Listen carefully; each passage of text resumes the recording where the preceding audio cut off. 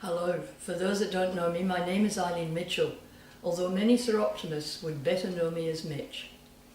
One of my favourite quotes from Tennyson's poem Ulysses leads my story.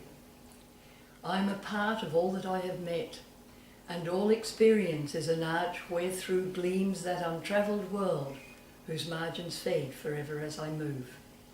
This seems to sit especially well with this time, as it is about journeys. And what a journey it has been.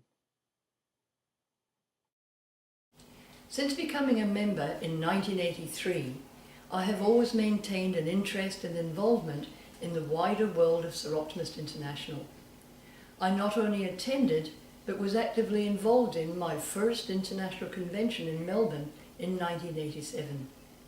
I have since been a rapporteur, panel facilitator, and/or presenter at many federation and international conferences and conventions.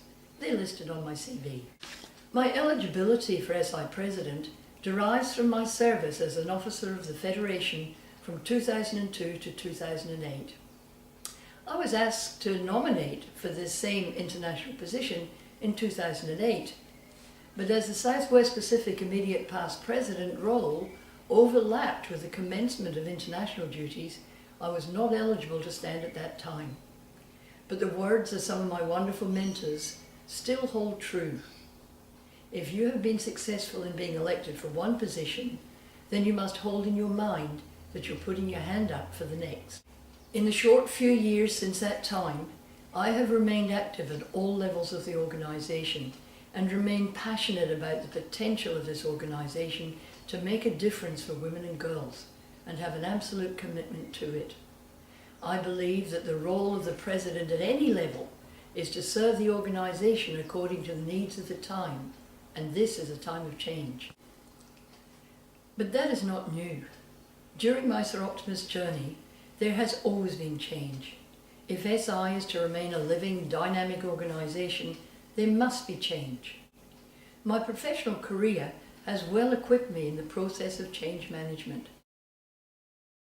After moving from heading a physical education department into the field of environmental education, I have led the Moreton Bay Environmental Education Centre from 2 staff through an old 1890s building and an old boat to an environmentally sustainable Green Star building with multiple staff and a new boat, all the while working with different schools and students to change their actions, operations and curriculum. Environmental education is at its essence a change agenda. I've always been impressed by the way Seroptimist International has been able to adapt and deal with the challenge of change. At meetings and conferences, Seroptimist leaders and members have been introduced to the change agenda through workshop and roundtable debates and discussions.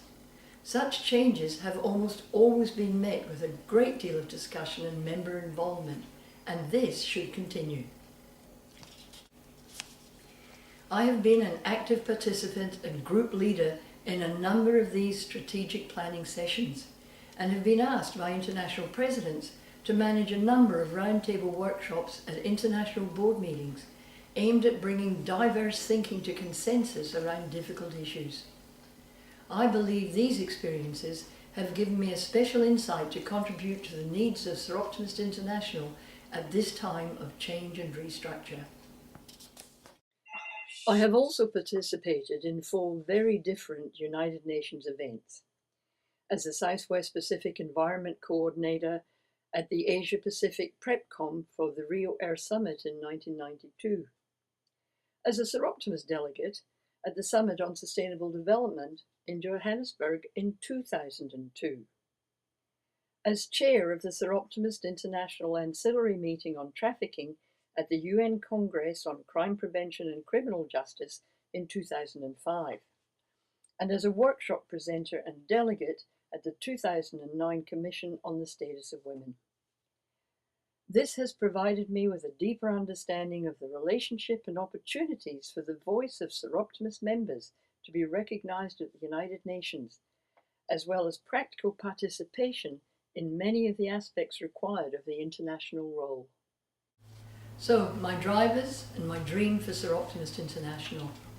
Well, Albert Einstein wrote, 100 times every day, I remind myself that my inner and outer life depend on the labours of men living and dead, and that I must exert myself in order to give in the measure as I have received and am still receiving.